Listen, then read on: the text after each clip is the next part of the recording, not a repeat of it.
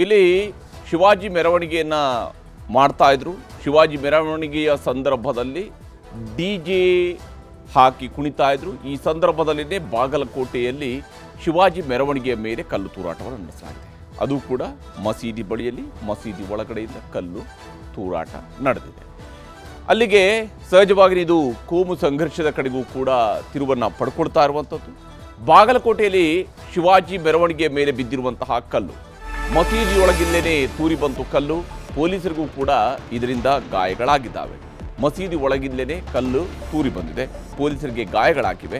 ಕಾಂಗ್ರೆಸ್ನ ತುಷ್ಟೀಕರಣ ನೀತಿಯಿಂದಾಗಲೇ ಆಗಿರತಕ್ಕಂಥ ಕೃತ್ಯ ಅಂತ ಹೇಳಿ ರಾಜ್ಯ ಸರ್ಕಾರದ ವಿರುದ್ಧ ಬಿಜೆಪಿಯವರು ಆಕ್ರೋಶವನ್ನು ವ್ಯಕ್ತಪಡಿಸ್ತಾ ಇದ್ದಾರೆ. ಇದು ರಾಜ್ಯ ಸರ್ಕಾರ ಮುಸಲ್ಮಾನರ ತುಷ್ಟೀಕರಣ ಮಾಡ್ತಾ ಇದೆ, ಅವರ ಓಲೈಕೆ ರಾಜಕಾರಣವನ್ನು ಮಾಡ್ತಾ ಇದ್ದಾರೆ. ಇದರ ಪರಿಣಾಮವಾಗಿ ಇಂಥದ್ದೊಂದು ಕೃತ್ಯ ನಡೀತಾ ಇದೆ ಅಂತ ಹೇಳಿ ಸರ್ಕಾರಕ್ಕೆ ಬಿಜೆಪಿಯವರು ಬಿಸಿ ಮುಟ್ಟಿಸುವಂತಹ ಕೆಲಸವನ್ನು ಮಾಡ್ತಾ ಇದ್ದಾರೆ, ಆಕ್ರೋಶ ವ್ಯಕ್ತಪಡಿಸ್ತಾ ಇದ್ದಾರೆ ಸರ್ಕಾರದ ವಿರುದ್ಧ. ಹಾಗಾದರೆ ಅಸಲಿಗೆ ಈ ಘಟನೆ ನಡೆದಿದ್ದು ಹೇಗೆ ಅನ್ನೋದನ್ನು ನಿಮಗೆ ಮೊದಲಿಗೆ ವಿವರಿಸ್ತಾ ಹೋಗ್ತೀನಿ. ಈ ಇಡೀ ಪ್ರಕರಣಕ್ಕೆ ಸಂಬಂಧಪಟ್ಟಂತೆ ನಾವು ಒಂದೊಂದಾಗಿ ನೋಡ್ತಾ ಹೋದಾಗ ಗೋಚರ ಆಗುತ್ತೆ ಯಾವ ಸ್ವರೂಪದಲ್ಲಿ ಈ ಗಲಾಟೆ ನಡೀತು ಅನ್ನೋಂಥದ್ದು. ವಿಶೇಷವಾಗಿ ಶಿವಾಜಿ ಮೆರವಣಿಗೆ ನಡೆಸ್ತಾ ಇದ್ರು. ಶಿವಾಜಿ ಮೆರವಣಿಗೆಯನ್ನು ಬಾಗಲಕೋಟೆಯಲ್ಲಿ ನಡೆಸ್ತಾ ಇದ್ರು. ಶಿವಾಜಿ ಜಯಂತ್ಯೋತ್ಸವದ ಮೆರವಣಿಗೆಯ ವೇಳೆ ಈ ಕಲ್ಲು ತೂರಾಟ ನಡೆದಿದೆ. ಮಸೀದಿ ಬಳಿಯಲ್ಲಿನೇ ಕಲ್ಲು ತೂರಾಟ ಆಗಿರುವಂಥದ್ದು. ಪಂಕಾ ಮಸೀದಿಯ ಬಳಿ ಬರ್ತಾ ಇದ್ದಂತೆ ಮೆರವಣಿಗೆಯ ಮೇಲೆ ಕಲ್ಲು ಮತ್ತು ಚಪ್ಪಲಿಗಳ ತೂರಾಟ ನಡೆದಿದೆ. ರಾತ್ರಿಯ ವೇಳೆಯಲ್ಲಿ ನಡೆದಿರತಕ್ಕಂತಹ ಗಲಾಟೆ ಇದು. ಗಲಾಟೆಯ ಸಂದರ್ಭದಲ್ಲಿ ಕಲ್ಲು ತೂರಾಟವು ಕೂಡ ನಡೆಸಲಾಗಿದೆ, ಚಪ್ಪಲಿಗಳನ್ನು ಎಸೆದಿದ್ದಾರೆ ಅಂತೇಳಿ. DJ ಸೌಂಡ್ ಹಾಕ್ಕೊಂಡು ಕುಣಿತಾ ಇದ್ದಂಥವರ ಮೇಲೆ ಕಲ್ಲೇಟುಗಳು ಬಿದ್ದಿದ್ದಾವೆ. DJ ಸೌಂಡನ್ನು ಹಾಕಿ ಕುಣಿತಾ ಇದ್ರು. ಮಸೀದಿಯ ಬಳಿ ಬಂದಾಗ ಕೂಡ ಆ DJ ಸೌಂಡ್ ಮತ್ತು ಕುಣಿತ ಮುಂದುವರೆದಿತ್ತು. ಈ ಸಂದರ್ಭದಲ್ಲಿ ಮಸೀದಿಯ ಒಳಗಡೆಯಿಂದ ಕಲ್ಲುಗಳನ್ನು ತೂರಿದ್ದಾರೆ ಅನ್ನುವಂಥದ್ದು ಇಲ್ಲಿರುವ ಆರೋಪ. ಮಸೀದಿಯಲ್ಲಿ ಜಮಾವಣೆಗೊಂಡಿದ್ದ ಯುವಕರ ಗುಂಪಿನಿಂದಲೇ ಕಲ್ಲು ಮತ್ತು ಚಪ್ಪಲಿ ತೂರಿ ಬಂದಿದೆ. ಅದರ ಒಳಗಡೆ ಜಮಾವಣೆಗೊಂಡಿದ್ದರು ಯುವಕರು. ಅಲ್ಲಿ ಹತ್ರ 100ಕ್ಕೂ ಹೆಚ್ಚು ಮುಸ್ಲಿಂ ಯುವಕರು ಕೂಡ ಇದ್ದರು. ಮಸೀದಿಯಲ್ಲಿ ಜಮಾವಣೆಗೊಂಡಿದ್ದಂತಹ ಯುವಕರ ಗುಂಪಿನಿಂದ ಕಲ್ಲುಗಳನ್ನು ತೂರಲಾಗಿದೆ. ಹೊರಗಡೆ ಮೆರವಣಿಗೆ ನಡೀತಾ ಇತ್ತು. ಹಿಂದೂ ಸಂಘಟನೆಗಳವರು ಮೆರವಣಿಗೆಯನ್ನು ನಡೆಸ್ತಾ ಇದ್ರು ಶಿವಾಜಿ ಮಹಾರಾಜರ ಜಯಂತ್ಯೋತ್ಸವದ ಪ್ರಯುಕ್ತ. ಕಲ್ಲು ತೂರಿದ್ದರಿಂದ ಭದ್ರತೆಗೆ ನಿಯೋಜನೆಗೊಂಡಿದ್ದ 4-5 ಪೊಲೀಸರಿಗೆ ಗಾಯಗಳಾಗಿದ್ದಾವೆ. ಇಲ್ಲಿ ಬಹಳ ಮುಖ್ಯವಾಗಿ ಗಾಯಗಳಾಗಿರುವಂಥದ್ದು ಪೊಲೀಸರಿಗೆ. ಅದರಲ್ಲೂ ಬಾಗಲಕೋಟೆಯ ಜಿಲ್ಲಾ ಪೊಲೀಸ್ ವರಿಷ್ಠಾಧಿಕಾರಿಯವರ ಮೇಲೂ ಕೂಡ ಚಪ್ಪಲಿಯನ್ನು ಎಸೆದಿದ್ದಾರೆ. ಬಾಗಲಕೋಟೆಯ SP ಸಿದ್ಧಾರ್ಥ್ ಗೋಯಲ್ ಭುಜಕ್ಕೂ ಕೂಡ ಪೆಟ್ಟು ಬಿದ್ದಿದೆ. ಕಲ್ಲುಗಳನ್ನು ತೂರಿದ್ದಾರೆ, ಅವ್ರಿಗೂ ಕೂಡ ಈ ಸಂದರ್ಭದಲ್ಲಿ ಪೆಟ್ಟು ಬಿದ್ದಿದೆ. ಕಲ್ಲು ಚಪ್ಪಲಿ ತೂರಾಟದ ಬೆನ್ನಲ್ಲೇ ಗುಂಪನ್ನು ಚದುರಿಸುವಂತಹ ಕೆಲಸವನ್ನು ಪೊಲೀಸರು ಮಾಡಿದ್ದಾರೆ. ಇಮಿಡಿಯೇಟಾಗಿ ಆ್ಯಕ್ಷನನ್ನು ಪೊಲೀಸರು ಭಾಳ ಚುರುಕಾಗಿ ತೆಗೆದುಕೊಂಡಿದ್ದಾರೆ. ಅಲ್ಲಿ ಯಾವುದೇ ರೀತಿಯಾದಂತಹ ಗಲಭೆಯಾಗಿ ಅದು ಪರಿವರ್ತನೆಗೊಳ್ಳದಂತೆ ನೋಡಿಕೊಳ್ಳುವಂತಹ ಕೆಲಸವನ್ನು ಪೊಲೀಸರು ಕೂಡ ಮಾಡಿದ್ದಾರೆ. ಇಮಿಡಿಯೇಟಾಗಿ ಯಾವಾಗ ಅಲ್ಲಿ ಕಲ್ಲು ತೂರಾಟ ಶುರುವಾಯಿತು ತತ್ಕ್ಷಣಕ್ಕೆ ತರಕಾರಿ ಮಾರುಕಟ್ಟೆ ಬಳಿ ನಿಲ್ಲಿಸಿದಂತಹ ಗಾಡಿಗಳಿಗೂ ಕೂಡ ಈ ಸಂದರ್ಭದಲ್ಲಿ ಕಿಡಿಗೇಡಿಗಳು ಬೆಂಕಿ ಹಚ್ಚಿದ್ದಾರೆ. ತರಕಾರಿ ಮಾರುಕಟ್ಟೆ ಬಳಿ ನಿಲ್ಲಿಸಿದಂತಹ ಗಾಡಿಗಳಿಗೆ ಬೆಂಕಿ ಹಚ್ಚುವ ಕೆಲಸವನ್ನು ಮಾಡಿದ್ದಾರೆ. ರಾತ್ರಿ ನಡೆದಿರತಕ್ಕಂತಹ ಗಲಾಟೆ ಇದು ಬಾಗಲಕೋಟೆಯಲ್ಲಿ ಆಗಿರುವಂಥದ್ದು. ಬಾಗಲಕೋಟೆಯ ಪಂಕಾ ಮಸೀದಿ ಬಳಿಯಲ್ಲಿ ಈ ಗಲಾಟೆ ನಡೆಸಲಾಗಿದೆ.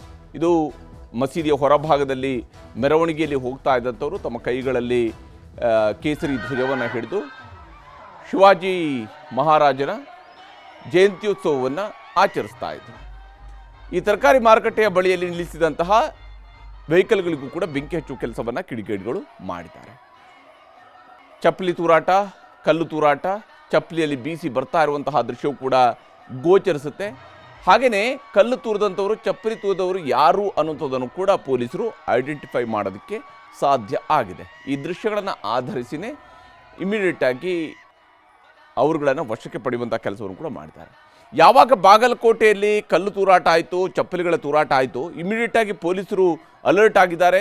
ಕಲ್ಲು ಚಪ್ಪಲಿ ತೂರಾಟದ ಬೆನ್ನಲ್ಲೇ ಬಾಗಲಕೋಟೆ ನವನಗರ ವಿದ್ಯಾಗಿರಿಯಲ್ಲಿ ನಿಷೇಧಾಜ್ಞೆಯನ್ನು ಜಾರಿಗೊಳಿಸಲಾಗಿದೆ. ಇಮಿಡಿಯೇಟಾಗಿ ಅಲ್ಲಿ ನಿಷೇಧಾಜ್ಞೆಯನ್ನು ಜಾರಿಗೊಳಿಸಲಾಗಿದೆ. ಫೆಬ್ರವರಿ 24ರವರೆಗೂ ಕೂಡ ನಿಷೇಧಾಜ್ಞೆಯನ್ನು ಜಾರಿಗೊಳಿಸಲಾಗಿದೆ. ಸಭೆ ಸಮಾರಂಭ ಧರಣಿ ಮಾಡದಂತೆ ಆದೇಶವನ್ನು ಸರ್ಕಾರದ ಕಡೆಯಿಂದ, ಪೊಲೀಸರ ಕಡೆಯಿಂದ ಈ ಆದೇಶವನ್ನು ಹೊರಡಿಸಲಾಗಿದೆ. ಜಿಲ್ಲಾ ಪೊಲೀಸ್ ವರಿಷ್ಠಾಧಿಕಾರಿಯವರು ಈ ಆದೇಶ ಹೊರಡಿಸಿದ್ದಾರೆ. ಮುಂಜಾಗ್ರತಾ ಕ್ರಮವಾಗಿ ಕಿಲ್ಲಾಗಲ್ಲಿ ಪಂಕಾ ಮಸೀದಿ ಬಳಿಯಲ್ಲಿ ಪೊಲೀಸ್ ಬಂದೋಬಸ್ತನ್ನು ಮಾಡಲಾಗಿದೆ. ಕಿಲ್ಲಾ ಗಲ್ಲಿಯಲ್ಲಿ ಆಗಿರತಕ್ಕಂಥದ್ದು ಅಲ್ಲಿರುವಂತಹ ಪಂಕಾ ಮಸೀದಿ ಬಳಿಯಲ್ಲಿ ಕಲ್ಲು ತೂರಾಟ ಆಗಿದೆ. ಇಮಿಡಿಯೇಟ್ ಆಗಿ ಪೊಲೀಸರು ಬಂದೋಬಸ್ತ್ ವ್ಯವಸ್ಥೆಯನ್ನು ಮಾಡಿದ್ದಾರೆ. ನಿನ್ನೆ ಒಂದು ರೀತಿಯಾದಂತಹ ಘಟನೆ ನಡೆದರೆ ಇವತ್ತು ಹಗಲಲ್ಲಿ ಪ್ರತೀಕಾರದ ರೀತಿಯಾದಂತಹ ದಾಳಿಯ ಸ್ವರೂಪದಲ್ಲಿ ಕಲ್ಲು ತೂರಾಡುವಂತಹ ಕೆಲಸವನ್ನು ಮಾಡಿದರು. ಸಿಕ್ಕವರ ಮೇಲೆ ಕಲ್ಲು ತೂರಾಟ ಮಾಡುವಂತಹ ಕೆಲಸವನ್ನು ಮಾಡಲಾಗಿದೆ. ತತ್ಕ್ಷಣ ಪೊಲೀಸರು ಕೂಡ ಕಲ್ಲು ತೂರಿದಂತಹ ಪ್ರಮುಖ ಆರೋಪಿ ತನ್ವೀರ್ ಸೇರಿದಂತೆ 8 ಮಂದಿಯನ್ನು ಈಗಾಗಲೇ ಪೊಲೀಸರು ಬಂಧಿಸಿದ್ದಾರೆ. ನಿನ್ನೆ ನಡೆದಿರ್ತಕ್ಕಂತಹ ಗಲಭೆಯ ಸಂದರ್ಭದಲ್ಲಿ ಯಾರು ಕಲ್ಲು ತೂರಾಟ ನಡೆಸಿದಾರೋ ಆ ಪ್ರಮುಖ ಆರೋಪಿ ತನ್ವೀರ್ ಹವಾಲ್ದಾರ, ಆತನ ಫೋಟೋವನ್ನು ಕೂಡ SP ಅವರು ರಿಲೀಸ್ ಮಾಡಿದ್ದಾರೆ.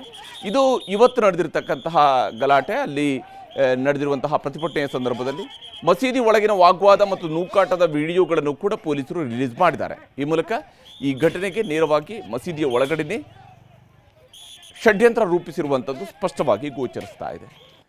ತನ್ವೀರ್ ಹವಾಲ್ದಾರ ನವನಗರ, ಸದ್ದಾಂ ಪೆಂಡಾರ್ಗಲ್ಲಿ, ಮುಜ್ಜು ಕಮತಗಿ, ಫಯಾಜ್ ಹನುಮಸಾಗರ ಪೆಂಡಾರ್ಗಲ್ಲಿ, ಇನ್ನು ಸರ್ಫರಾಜ್ ಚಾವೂಸ್ ಶಂಕರ್ಲಿಂಗಗುಡಿ, ರಿಯಾನ್ ಶೇಖ್ ಪೆಂಡಾರ್ಗಲ್ಲಿ, ಅಯಾನ್ ಗುಳೇದ್ಗುಡ್ಡ ಪೆಂಡಾರ್ಗಲ್ಲಿ, ವಸೀಂ ಶೇಖ್ ಪೆಂಡಾರ್ಗಲ್ಲಿ, ಹೀಗೆ 8 ಜನರನ್ನು ಇದುವರೆಗೆ ಪೊಲೀಸರು ಅರೆಸ್ಟ್ ಮಾಡಿದ್ದಾರೆ, ತಮ್ಮ ವಶಕ್ಕೆ ಪಡ್ಕೊಂಡಿದ್ದಾರೆ. ಇದಕ್ಕೆ ಸಂಬಂಧಪಟ್ಟಂತೆ ಬಾಗಲಕೋಟೆಯ ಜಿಲ್ಲಾ ಪೊಲೀಸ್ ವರಿಷ್ಠಾಧಿಕಾರಿಯವರು ಮಾತನಾಡಿದ್ದಾರೆ, ತೋರಿಸ್ತೀನಿ. ನಿನ್ನೆ ಘಟನೆ ಆದ ನಂತರ ನಾವು ಅದರ ವಿಚಾರವಾಗಿ ಸುಮೋಟೋ ಕೇಸ್ ರಿಜಿಸ್ಟರ್ ಮಾಡಿದ್ದೀವಿ. ನಮ್ಮಲ್ಲಿ ಕೂಡ ತುಂಬ ವಿಡಿಯೋ ಫುಟೇಜ್ ಇತ್ತು. ಅದು ಆಧಾರ ಮೇಲೆ ನಾವು ಈಗಾಗಲೇ 8 ಜನಕ್ಕೆ ಅರೆಸ್ಟ್ ಮಾಡಿದ್ದೀವಿ. ಅದರಲ್ಲಿ ಒಬ್ಬ ವ್ಯಕ್ತಿ ತಂಜೀರ್, ನಮ್ಮ ಬಾಗಲಕೋಟೆ ನವನಗರ ವಾಸಿ, 28 ವಯಸ್ಸು. ಅವನು ನಮ್ಮ ವಿಡಿಯೋ ಅಲ್ಲಿ ನಾವೇನು ವಿಡಿಯೋ ರೆಕಾರ್ಡ್ ಮಾಡಿದ್ದೀವಿ ಕ್ಲಿಯರ್ ಕಟ್ ಆಗಿ ಕಂಡು ಬರ್ತಾ ಇದೆ. ಅಲ್ಲಿ ಒಂದು ಶೂ ರ್ಯಾಕ್ ಇತ್ತು, ಆ 2 ಕಲ್ಲು ತಗೊಂಡು ಅವರು ಬಿಸಾಕ್ ಹಾಕ್ತಾನೆ, ವಿದಿನ್ ಫ್ರಾಕ್ಷನ್ ಆಫ್ ಸೆಕೆಂಡ್ ಬಿಸಾಕ್ ಹಾಕ್ತಾನೆ. ಅವರು ಕೂಡ ಇದಕ್ಕೆ ನಮಗೆ ಒಪ್ಪಿದ್ದಾನೆ. ಅದು ನಾವು ವೆರಿಫೈ ಕೂಡ ಮಾಡಿದ್ದೀವಿ. ಅದು ಆದ ನಂತರ ವಿಡಿಯೋ ಫುಟೇಜ್ ಐಡೆಂಟಿಫೈ ಮಾಡಿ ನಾವು ಆ ವ್ಯಕ್ತಿಗೆ ಪ್ಲಸ್ ಇನ್ನೂ 7 ಜನಕ್ಕೆ ಅರೆಸ್ಟ್ ಮಾಡಿದ್ದೀವಿ. ಈಗಾಗಲೇ ಅವರಿಗೆ ಜುಡಿಷಿಯಲ್ ಕಸ್ಟಡಿಗೆ ಪ್ರೊಡ್ಯೂಸ್ ಮಾಡ್ತಾ ಇದ್ದೀವಿ. ಯಾವುದು ಮೇಜರ್ ಪ್ರೊವೊಕೇಶನ್ ಮಿಸ್ಕ್ರಿಯನ್ಸ್ ಕೆಲವು ಕಿಟಕಿಗಳು ಈ ಥರ ಮಾಡಿದ್ದಾರೆ, ಅವ್ರಿಗೆ ನಾವು ಐಡೆಂಟಿಫೈ ಮಾಡಿದ್ದೀವಿ. ಈಗಾಗಲೇ ಅವರಿಗೆ ಅರೆಸ್ಟ್ ಕೂಡ ಮಾಡಿದ್ದೀವಿ. ಇನ್ನು ಬಾಗಲಕೋಟೆಯಲ್ಲಿ ಯಾವ ಸ್ವರೂಪದ ಮುಂಜಾಗ್ರತಾ ಕ್ರಮಗಳನ್ನು ಕೈಗೊಳ್ಳಲಾಗಿದೆ ಅನ್ನೋದ್ರ ಬಗ್ಗೆ ಅಲ್ಲಿನ ಜಿಲ್ಲಾಧಿಕಾರಿಯವರು ಕೂಡ ಮಾತನಾಡಿದ್ದಾರೆ, ತೋರಿಸ್ತೀವಿ. ರಾತ್ರಿ ಏನು ಘಟನೆ ಆಗಿದೆಲ್ಲ ಅರ್ಥಕ್ಕಂಗ ಕಾನೂನು ರೀತಿಯ ಕ್ರಮ ವಹಿಸ್ತಾ ಇದ್ದೆವು. ಈಗಾಗಲೇ ಬೆಳಿಗ್ಗೆ ಕೂಡ ಈ ಥರ ಒಂದು ಸ್ವಲ್ಪ ಕೆಲವೊಂದು ಕಡೆ ಕಲ್ಲು ತೂರಾಟ ನಡೆದಿದ್ದೆವು. ನಮ್ಮ ಪೊಲೀಸ್ ವರಿಷ್ಠಾಧಿಕಾರಿಗಳು ಮತ್ತು IGP ಸಾಹೇಬರು ಬಂದಿದ್ದಾರೆ. ಅವರು ಕೂಡ ಈಗ ಎಲ್ಲ ಫೋರ್ಸ್ ಮಾಡಿದ್ದಾರೆ. ನಾವು ಎಲ್ಲರ ಸಾರ್ವಜನಿಕರಲ್ಲಿ ಮನವಿ ಮಾಡುತ್ತೀವಿ, ಯಾವುದೋ ಧರ್ಮದವರಿಗೆ ಶಾಂತಿ ಕಾಪಾಡೋದು ಅಂತ ಕರ್ತವ್ಯ, ಯಾರೂ ಕಾನೂನು ಕೈ ತಗೋಬಾರ್ದು. ಅದರಿಂದ ಇವಾಗೆಲ್ಲ ಸಮಾಜದ ಮುಖಂಡರನ್ನು ಸಾಯಂಕಾಲ 5 ಗಂಟೆ ನಾನು ನಮ್ಮ ಕಚೇರಿಯಲ್ಲಿ ಶಾಂತಿ ಸಭೆಯನ್ನು ಕರಿತಾ ಇದ್ದೀನಿ. ಇದ್ರ ಜೊತೆಗೆ ಪೊಲೀಸ್ 2 ಬರ್ತಾ ಇದೆಯಲ್ಲ, ಅದರ ಸಂಬಂಧ 2 ಜೊತೆಗೆ ಶಾಂತಿ ಸಭೆ ಏರ್ಪಡಿಸಿದ್ದೀನಿ. ಅಲ್ಲಿ ಎಲ್ಲರ ಜೊತೆ ಅವರೆಲ್ಲರಿಗೆ ಮನವರಿಕೆ ಮಾಡಿ ಶಾಂತಿ ಕಾಪಾಡಲಿಕ್ಕೆ ಮನವಿ ಮಾಡ್ಕೊತಾ ಇದ್ದೀನಿ. ತಮ್ಮ ಮುಖಾಂತರ ನಾನು ಮನವಿ ಮಾಡ್ತೀನಿ, ಯಾರೂ ಕಾನೂನು ತಮ್ಮ ಕೈಗೆ ತಗೋಬಾರ್ದು. ಅದರ್ವೈಸ್ ನಾವು ಕಾನೂನು ಯಾವಾಗ ಕಳೆದ ರಾತ್ರಿ ಈ ರೀತಿಯಾದ ಗಲಾಟೆ ನಡೀತೋ ಅದಾದ ನಂತರ ಇವತ್ತು ಹಿಂದೂ ಕಾರ್ಯಕರ್ತರು ಆಕ್ರೋಶವನ್ನು ವ್ಯಕ್ತಪಡಿಸಿದ್ದಾರೆ. ಕಲ್ಲು ತೂರಿದವರ ಮೇಲೆ ನಿರ್ದಾಕ್ಷಿಣ್ಯ ಕ್ರಮ ಆಗಬೇಕು ಅಂತೇಳಿ ಹಿಂದೂ ಪರ ಸಂಘಟನೆಗಳು ಆಗ್ರಹಿಸ್ತಾ ಇದ್ದಾವೆ. ಅಲ್ಲಿಯ ಏನು ಕಿಲ್ಲಾ ಗಲ್ಲಿಯಲ್ಲಿ ಆಗಿರ್ತಕ್ಕಂತಹ ಘಟನೆ, ಅಲ್ಲಿಯ ಮಸೀದಿ ಬಳಿಯಲ್ಲಿ ಆಗಿರ್ತಕ್ಕಂತಹ ಘಟನೆಗೆ ಸಂಬಂಧಪಟ್ಟಂತೆ ಇವತ್ತು ಹಿಂದೂ ಪರ ಸಂಘಟನೆಗಳ ಕಾರ್ಯಕರ್ತರು ಬೀದಿಗಿಳಿದಿದ್ರು. ನಿಷೇಧಾಜ್ಞೆಯ ನಡುವೆಯೂ ಕೂಡ ಸಭೆ ಮಾಡಿ ಹೋರಾಟದ ರೂಪುರೇಷೆಯ ಬಗ್ಗೆಯೂ ಕೂಡ ಸಮಾಲೋಚನೆಯನ್ನು ಮಾಡಿದ್ದಾರೆ. ಈ ಹೋರಾಟವನ್ನು ತೀವ್ರಗೊಳಿಸುವುದರ ಕಡೆಗೆ ಯೋಚನೆಯನ್ನು ಮಾಡಿದ್ದಾರೆ, ಸಮಾಲೋಚನೆಯನ್ನು ಮಾಡಿದ್ದಾರೆ, ಸಭೆ ಮಾಡಿ ಹೋರಾಟದ ರೂಪುರೇಷೆಯನ್ನು ರೆಡಿ ಮಾಡ್ತಾ ಇದ್ದಾರೆ. ಅದಕ್ಕಾಗಿ ಸಮಾಲೋಚನೆಯನ್ನು ಮಾಡೋದಕ್ಕೆ ನಿರ್ಧರಿಸಿದ್ದಾರೆ. ಅಂಗಡಿ ಮುಂಗಟ್ಟುಗಳನ್ನು ಬಂದ್ ಮಾಡೋದಕ್ಕೆ ಹೋದವರನ್ನು ಪೊಲೀಸರು ಇವತ್ತು ತಡೆದಿದ್ದಾರೆ. ಯಾವಾಗ ಇವತ್ತು ನಿಷೇಧಾಜ್ಞೆಯ ಸಂದರ್ಭದಲ್ಲಿ ಅಂಗಡಿಗಳು ಯಥಾಪ್ರಕಾರವಾಗಿ ಓಪನ್ ಆಗಿದ್ದು ಅವುಗಳನ್ನು ಮುಚ್ಚಿಸೋದಕ್ಕೆ ಹಿಂದೂ ಸಂಘಟನೆಗಳ ಕಾರ್ಯಕರ್ತರು ಇವತ್ತು ಹೋದರು. ಆದರೆ ಅಂಥವರನ್ನು ಚದುರಿಸುವಂತಹ ಕೆಲಸವನ್ನು ಇಮಿಡಿಯೇಟಾಗಿ ಪೊಲೀಸರು ಮಾಡಿದ್ದಾರೆ. ಹೀಗೆ ಬಲವಂತವಾಗಿ ಅಂಗಡಿಗಳನ್ನು ಮುಚ್ಚಿಸುವಂತಹ ಪ್ರಯತ್ನವನ್ನು ಯಾರೋ ಮಾಡ್ತಾಯಿದ್ರು. ಮಾರ್ಕೆಟ್ ಬಳಿಯಲ್ಲಿ ಕಲ್ಲು ತೂರಾಟವನ್ನು ಕೂಡ ನಡೆಸಿದ್ದಾರೆ. ಕೆಲವರು ಮಾರ್ಕೆಟ್ಗೆ ಬಂದಿದ್ದವರ ಮೇಲೆ ಕಲ್ಲುಗಳು ಬಿದ್ದಿದ್ದಾವೆ. ಹೀಗೆ ಯಾರದೋ ಮೇಲೆ ಸಿಟ್ಟು, ಇನ್ಯಾರದೋ ಮೇಲೆ ಏಟು ಅನ್ನುವಂತಹ ರೀತಿಯಲ್ಲಿ ಅಲ್ಲಿ ನಿನ್ನೆ ಆಗಿರತಕ್ಕಂತಹ ಗಲಾಟೆಗೆ ಇವತ್ತು ಇನ್ಯಾರದೋ ಮೇಲೆ ಕಲ್ಲು ತೂರಾಟ ನಡೆಸುವಂತಹ ಪ್ರಯತ್ನ ಕೂಡ ನಡೆದಿದೆ. ಹಿಂದೂ ಕಾರ್ಯಕರ್ತರನ್ನು ತಡೆಯೋದಕ್ಕೆ ಪೊಲೀಸರು ಹರಸಾಹಸವನ್ನು ಪಟ್ಟರು. ಆದಷ್ಟು ಸಮಾಧಾನ ಪಡಿಸುವಂತಹ ಪ್ರಯತ್ನವನ್ನು ಮೊದಲಿಗೆ ಪೊಲೀಸರು ಮಾಡಿದರು. ಆದರೆ ಪರಿಸ್ಥಿತಿ ವಿಕೋಪಕ್ಕೆ ಹೋಗುತ್ತೆ ಅಂತ ಹೇಳುವಂತಹ ಪರಿಸ್ಥಿತಿಯು ಕೂಡ ಕಿಲ್ಲಾ ಓಣಿಯಲ್ಲಿ ಕೆಲಕಾಲ ಉದ್ವಿಗ್ನ ವಾತಾವರಣವೂ ಕೂಡ ನಿರ್ಮಾಣ ಆಗಿತ್ತು. ಇವತ್ತು ಕೂಡ ಕಿಲ್ಲಾ ಓಣಿಯಲ್ಲಿ ಉದ್ವಿಗ್ನ ವಾತಾವರಣ ನಿರ್ಮಾಣ ಆಗಿತ್ತು. ತತ್ಕ್ಷಣ ಪೊಲೀಸರು ಲಘು ಲಾಠಿ ಪ್ರಹಾರ ಮಾಡಿ ಗುಂಪುಗಳನ್ನು ಚದುರಿಸಿದ್ದಾರೆ. ಸ್ಥಳದಿಂದ ಗುಂಪುಗಳನ್ನು ಚದುರಿಸುವಂತಹ ಕೆಲಸವನ್ನು ಪೊಲೀಸರು ಮಾಡಿದ್ದಾರೆ. ಇಲ್ಲಿ ಧರ್ಮದ ಹೆಸರಿನಲ್ಲಿ ನಾನು ನೀನು ನಾವು ನೀವು ಅನ್ನುವಂತಹ ಆರೋಪ ನಡೀತಾ ಇದ್ದಾವೆ. ಲಘು ಲಾಠಿ ಪ್ರಹಾರ ಮಾಡಿ ಪೊಲೀಸರು ಚದುರಿಸುವಂತಹ ಕೆಲಸವನ್ನು ಕೂಡ ಮಾಡಿದರು. ಇದೇ ಸಂದರ್ಭದಲ್ಲೇ ಬಿಜೆಪಿ ನಾಯಕರು ಸಹಜವಾಗಿಯೇ ಈ ವಿಚಾರವನ್ನು ಕಾಂಗ್ರೆಸ್ನ ತುಷ್ಟೀಕರಣದ ಫಲ ಅಂತೇಳಿ ಇದನ್ನು ವ್ಯಾಖ್ಯಾನಿಸ್ತಾ ಇದ್ದಾರೆ. ಶಿವಾಜಿ ಮೆರವಣಿಗೆ ಮೇಲೆ ಕಲ್ಲು ತೂರಾಟ ಸಂಬಂಧ ಸರ್ಕಾರಕ್ಕೆ ಬಿಜೆಪಿ ನಾಯಕರುಗಳು ತರಾಟೆಗೆ ತೆಗೆದುಕೊಂಡಿದ್ದಾರೆ, ಸರ್ಕಾರವನ್ನು ತರಾಟೆಗೆ ತೆಗೆದುಕೊಂಡಿದ್ದಾರೆ. ಕಾಂಗ್ರೆಸ್ ಸರ್ಕಾರ ಬಂದಾಗಲೇ ಯಾಕೆ ಹೀಗೆಲ್ಲ ಅನ್ನುವಂತಹ ಪ್ರಶ್ನೆಯನ್ನು ಕೂಡ ಎತ್ತಿದ್ದಾರೆ. ಬಿಜೆಪಿಯ ನಾಯಕರುಗಳು ಈ ಪ್ರಶ್ನೆಗಳನ್ನು ಕೇಳ್ತಾ ಇರುವಂಥದ್ದು ಕಾಂಗ್ರೆಸ್ನವರಿಗೆ. ಕಲ್ಲು ತೂರಿದವರ ಮೇಲೆ ಕೇಸ್ ವಾಪಸ್ ತೆಗೆದುಕೊಳ್ತೀರಿ, ಹಾಗೆಯೇ ಬಾಂಬ್ ಹಾಕಿದವರನ್ನು ನೀವು ಬ್ರದರ್ಸ್ ಅಂತೇಳಿ ಕರೀತೀರಿ. ಇದೆಲ್ಲದರ ಪರಿಣಾಮವಾಗಿಯೇ, ಇದರೆಲ್ಲದರ ಫಲವಾಗಿಯೇ ಈ ರೀತಿಯಾಗಿ ಮೆರವಣಿಗೆಗಳು ನಡೆದಾಗ ಕಲ್ಲು ತೂರಾಟ ನಡೆಯುತ್ತೆ ಅಂತ ಹೇಳುವಂಥದ್ದು ಬಿಜೆಪಿ ನಾಯಕರುಗಳ ಆಕ್ರೋಶ. ಪೊಲೀಸರಿಗೆ ಅಧಿಕಾರ ಕೊಡೋದು ಬಿಟ್ಟು ಕಂಟ್ರೋಲ್ ಮಾಡಿದ್ದಕ್ಕೆ ಗಲಾಟೆ ಗಲಭೆಗಳು ನಡೀತಿದ್ದಾವೆ. ಪೊಲೀಸರಿಗೆ ನೀವು ಅಧಿಕಾರ ಕೊಡೋದು ಬಿಟ್ಟು ಕಂಟ್ರೋಲ್ ಮಾಡ್ತಾ ಇದ್ದೀರಿ, ಹೀಗಾಗಿ ಈ ರೀತಿಯಂತಹ ಗಲಭೆ ಗಲಾಟೆಗಳು ನಡೀತಾ ಇದ್ದಾವೆ ಅನ್ನೋಂಥದ್ದು ಬಿಜೆಪಿ ನಾಯಕರುಗಳ ಆರೋಪ. ತುಷ್ಟೀಕರಣದ ರಾಜಕಾರಣದಿಂದಾಗಿ ಹೇಳೋರು ಕೇಳೋರು ಇಲ್ಲವಾಗಿದೆ ಅಂತ ಹೇಳಿ ಬಿಜೆಪಿಯವರು ಟಾಂಗ್ ಕೊಡುವಂತಹ ಕೆಲಸವನ್ನು ಮಾಡಿದ್ದಾರೆ ಕಾಂಗ್ರೆಸ್ನ ವಿರುದ್ಧ. ಟಿಪ್ಪು ಔರಂಗಜೇಬನ ಸಂತತಿಗಳು ಅಂತೆಲ್ಲ ಸರ್ಕಾರದ ವಿರುದ್ಧ ಬಿಜೆಪಿಯ ನಾಯಕರುಗಳು ಆಕ್ರೋಶವನ್ನು ವ್ಯಕ್ತಪಡಿಸಿದ್ದಾರೆ. ಈ ಬಿಜೆಪಿ ನಾಯಕರುಗಳು ಏನೇನು ಹೇಳಿದ್ದಾರೆ ಅನ್ನೋದು ನಿಮ್ಗೆ ತೋರಿಸ್ತೀನಿ. ಇಂಥ ಟಿಪ್ಪು ಮತ್ತು ಔರಂಗಜೇಬಿನ ಮನಸ್ಥಿತಿಯನ್ನು ಇರ್ತಕ್ಕಂಥ ಇಂಥ ದೇಶದ್ರೋಹಿಗಳನ್ನು ಯಾವುದೇ ಕಾರಣಕ್ಕೂ ಕ್ಷಮಿಸಬಾರ್ದು, ಇಂಥವ್ರಿಗೆ ತಕ್ಕ ಪಾಠವನ್ನು ಕಲಿಸ್ಬೇಕು ಅಂತೇಳಿ ನಾನು ಈ ಸಂದರ್ಭದಲ್ಲಿ ಆಗ್ರಹವನ್ನು ಪಡಿಸ್ತಾ ಇದ್ದೇನೆ. ಅವರು 8 ಜನ ಅರೆಸ್ಟ್ ಮಾಡಿದ್ದೀವಿ ಅಂತಲೇ ಹೇಳಿದ್ದಾರೆ.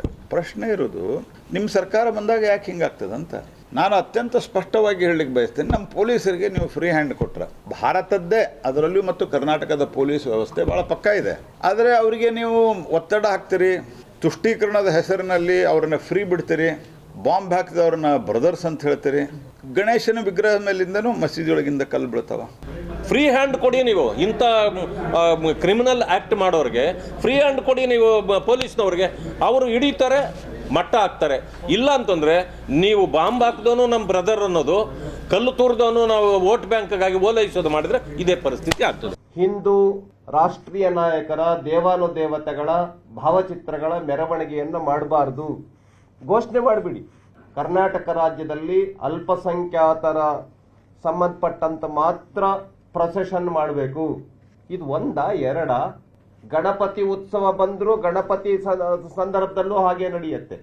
ಶಿವಾಜಿ ಜಯಂತಿ ಬಂದ್ರೆ ಶಿವಾಜಿ ಜಯಂತಿ ಮಾಡುವಾಗ್ಲೂ ಹಂಗೆ ಆಗುತ್ತೆ. ಯಾಕೆ ಕರ್ನಾಟಕ ರಾಜ್ಯದಲ್ಲಿ ಈ ತರ ತುಷ್ಟೀಕರಣ?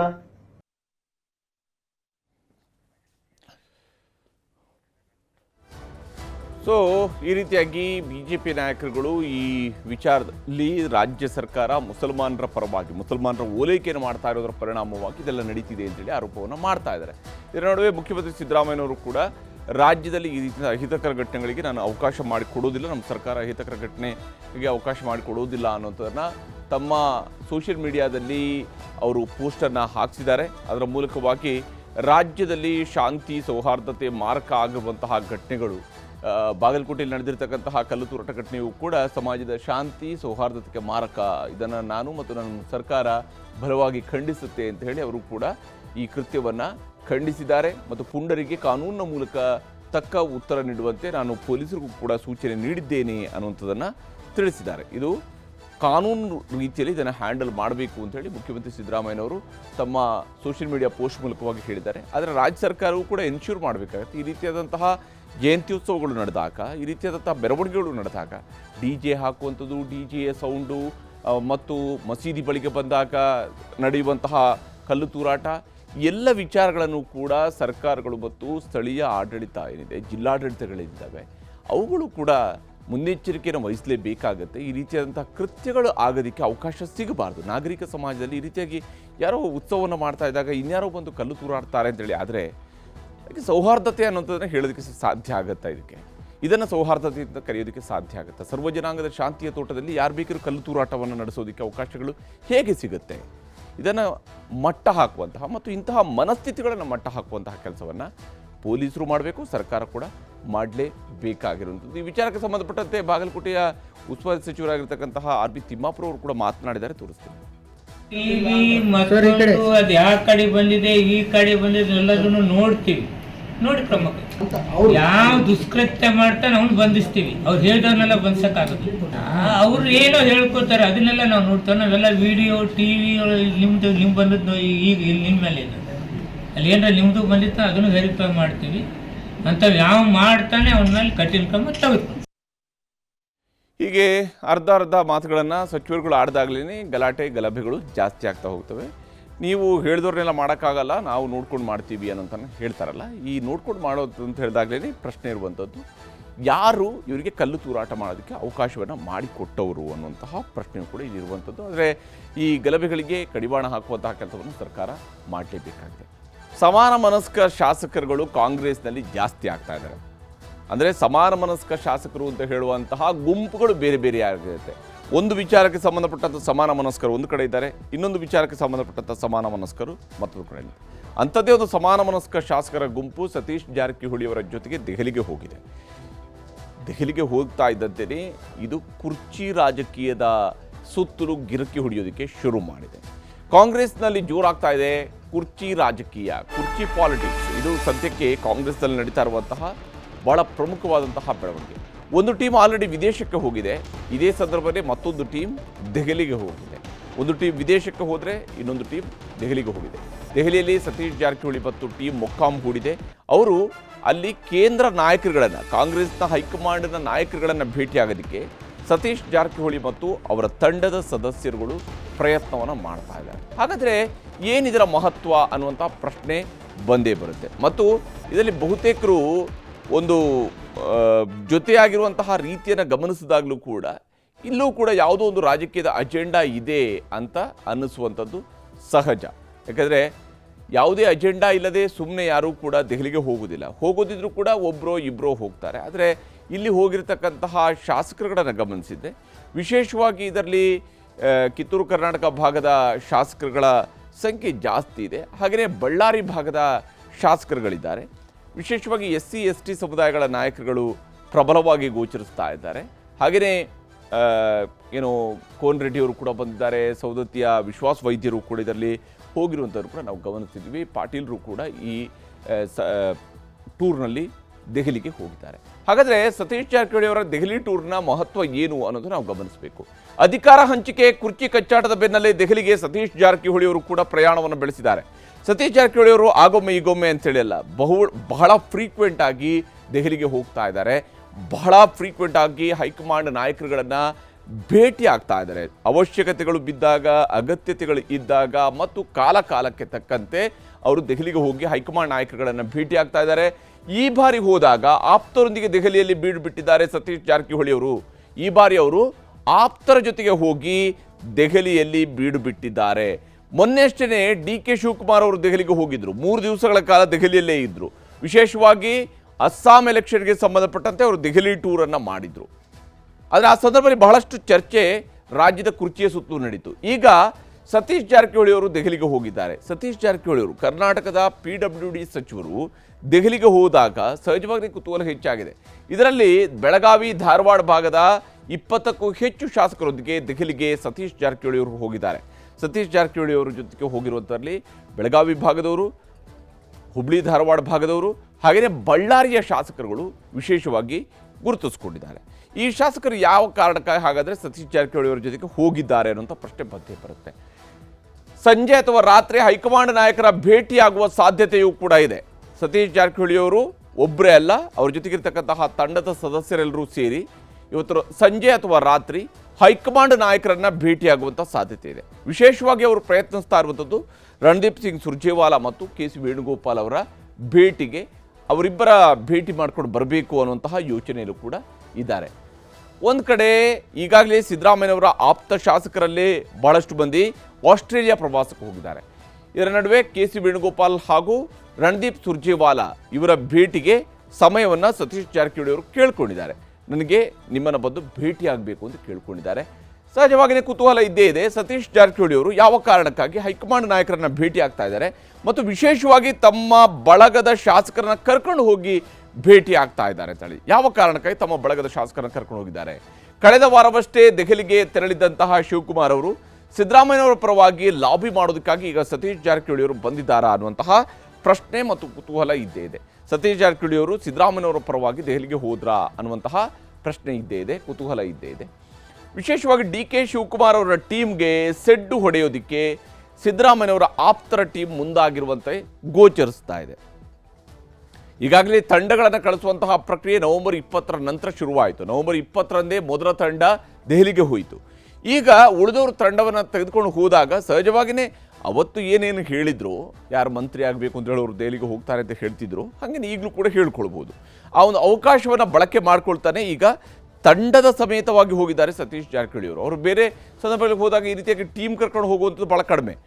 ಇಲ್ಲಿ ಮುಖ್ಯವಾಗಿ ಇವರ ಮುಂದೆ ಇರತಕ್ಕಂತಹ ಕೆಲವು ವಿಚಾರಗಳಿದ್ದಾವೆ. ಅದರಲ್ಲಿ ಒಂದು, ಅಧಿಕಾರ ಹಂಚಿಕೆ ಗೊಂದಲಕ್ಕೆ ಸ್ಪಷ್ಟತೆ ಸಿಗಬೇಕು. ಪಕ್ಷದ ಹೈಕಮಾಂಡ್ನಿಂದ ಅಧಿಕಾರ ಹಂಚಿಕೆ ಗೊಂದಲದ ಬಗ್ಗೆ ಸ್ಪಷ್ಟತೆ ನಮಗೆ ಬೇಕಿದೆ ಅಂತ ಸತೀಶ್ ಅವರು ಕೇಳ್ಬೋದು.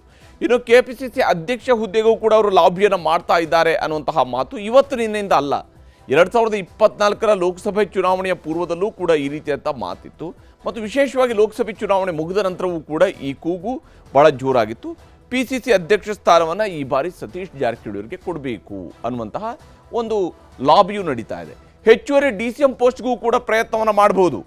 ಒಂದು ವೇಳೆ ಅವ್ರನ್ನ PCC ಮಾಡೋದಿಲ್ಲ ಅಂತೇಳಿ ಆದರೆ, ಈಗಿರ್ತಕ್ಕಂಥ PCC ಅಧ್ಯಕ್ಷರನ್ನೇ ಮುಂದುವರಿಸ್ತಾರೆ ಅಂತ ಹೇಳಿದರೆ, ಪ್ರದೇಶ್ ಕಾಂಗ್ರೆಸ್ ಸಮಿತಿ ಅಧ್ಯಕ್ಷ ಸ್ಥಾನ ಸಿಗದೆ ಹೋದರೆ ತನಗೆ ಹೆಚ್ಚುವರಿಯಾಗಿ DCM ಪೋಸ್ಟನ್ನು ಸೃಜಿಸಿ, ಆ DCM ಪೋಸ್ಟನ್ನು ಕೊಡಿಸಿ ಅನ್ನುವಂತಹ ಒತ್ತಡವನ್ನು ಕೂಡ ಹೇರಬಹುದು ಸತೀಶ್ ಜಾರಕಿಹೊಳಿ ಅವರು. ಬದಲಾವಣೆ ಮಾಡೋದೇ ಆದರೆ ದಲಿತ ಮುಖ್ಯಮಂತ್ರಿಯ ದಾಳವನ್ನು ಕೂಡ ಬೀಸಬಹುದು.